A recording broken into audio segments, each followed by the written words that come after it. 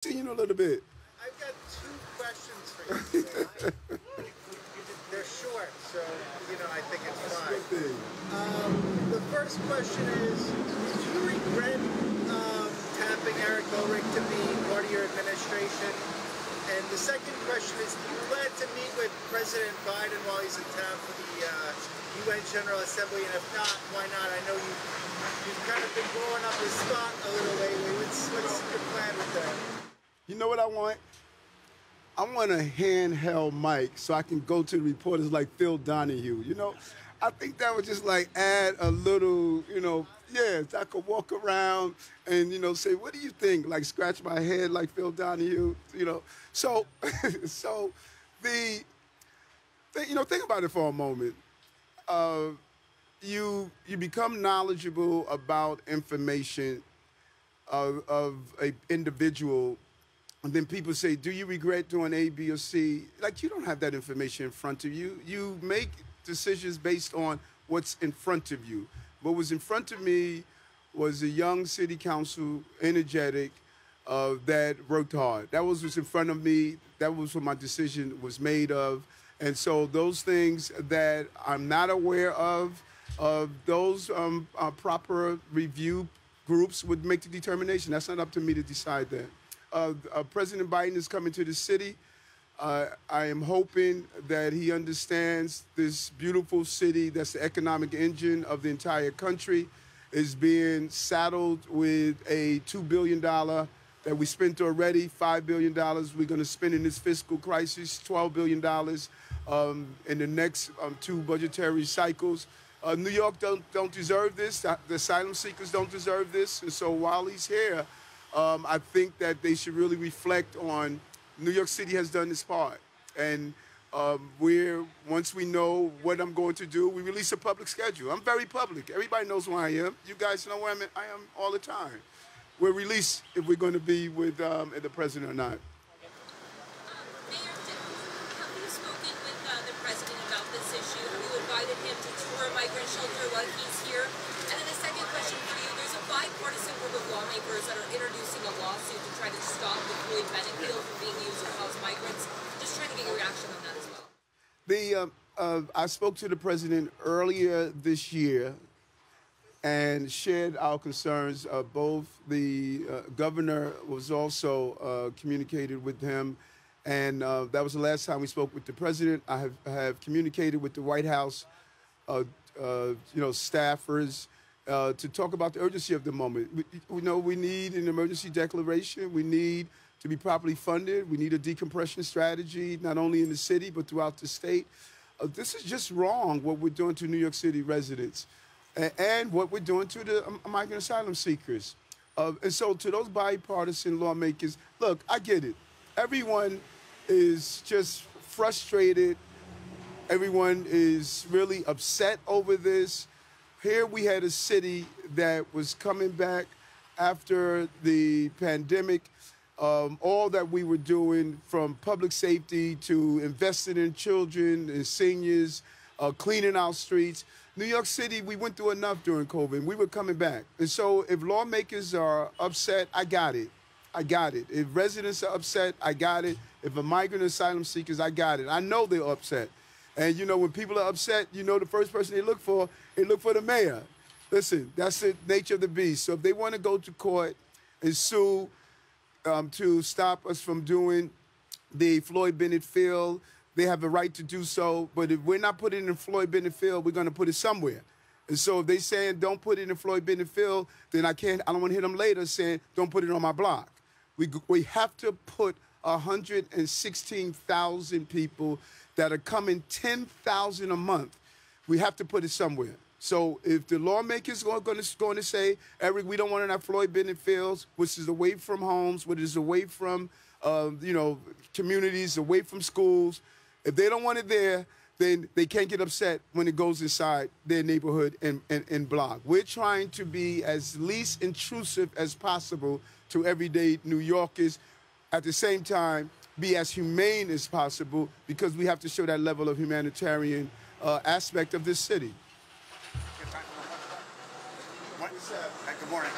I watched. I didn't see you in person yesterday. I watched you. You were very emotional about the children involved with the fentanyl.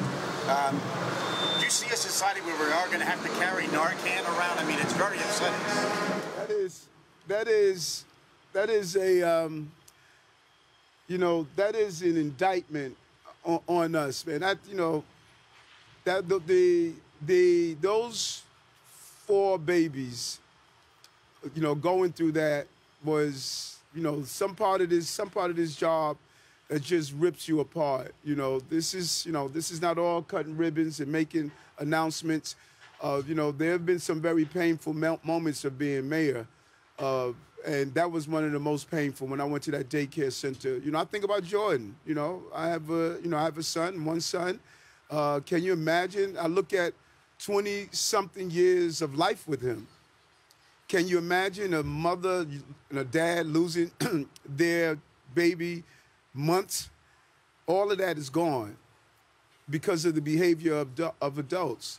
And I don't know what's wrong with us nowadays. You know, we have to carry around Narcan to prevent our children from overdosing.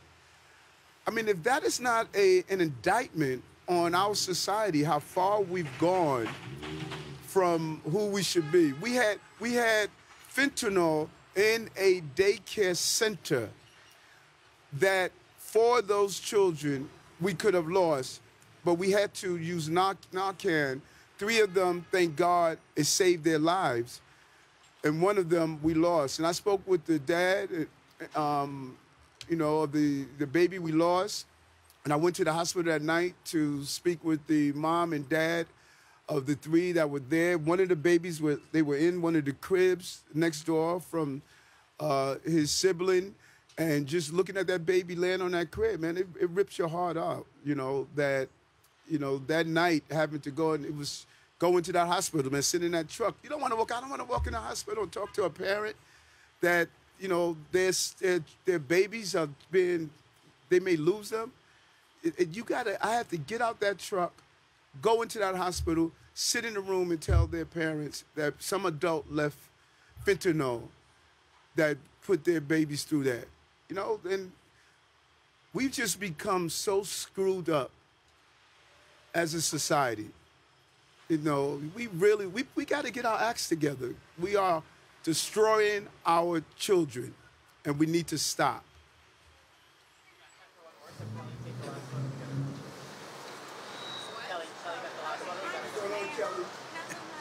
Obviously, you know, the comptroller is doing a more comprehensive analysis of the city contract with DACA. This comes after they're being looked at by the EAD's office, the CEO resigned. My first question, do you still have confidence in that contract? And secondly, I wanted to get your reaction to the statement from Lander yesterday. The DACA contract in particular raises real serious concerns for us about whether that blanket prior approval is being treated as a blank check. But listen, we are going to review and make sure that all the contracts meet their compliance. You know, it's an emergency contract because we have an emergency. You know, I don't know if people realize that we are in a crisis right now. And so the controller has his job of reviewing these contracts. The emergency contract was approved. He has his job to do. I have my job to do as the mayor. I'm just hoping that we don't allow politics to get in the way of us doing our job. Sometimes I think he does. But, you know, he should review the contract. He should look over taxpayers' dollars. That is his job. That is our obligation. And part of looking over taxpayers' dollars is making sure that we get the resources we need. I'm still surprised, and I don't know if you guys ask him. Y'all always ask me tough questions. He has yet to go to Washington. I'm just blown away. He has yet to go to Washington, D.C. and tell Washington, D.C., this should not be happening to New York. He's the controller. He's in charge of looking over our finances. And I'm blown away that he's saying that we don't have a financial crisis, that, you know, don't worry, be happy. Everything is fine. you know, we have to cut and find $5 billion in efficiency, $12 billion in the next fiscal 2 years. And you would think the loudest voice of saying this should not be happening to New York is the person that's responsible for our finances. He has not gone to Washington. He's more critiquing the mayor of who has to fix this problem and not critiquing the people who have created this problem. I mean, does that make sense to anybody? That he's critiquing, Eric, why aren't you doing such and such? Hey, controller, why don't you critique the people who created this mess in the city of New York?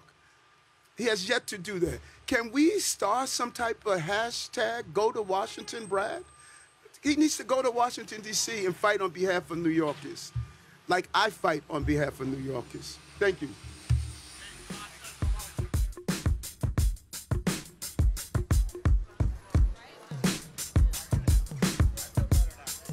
Yeah, I'm out at Brooklyn. Now I'm down in Tribeca, right next to the Narrow. But I'll be hood forever. I'm the new Sinatra. And since I made it here, I can make it anywhere. Yeah, they love me everywhere. I used to cop in Harlem. All of my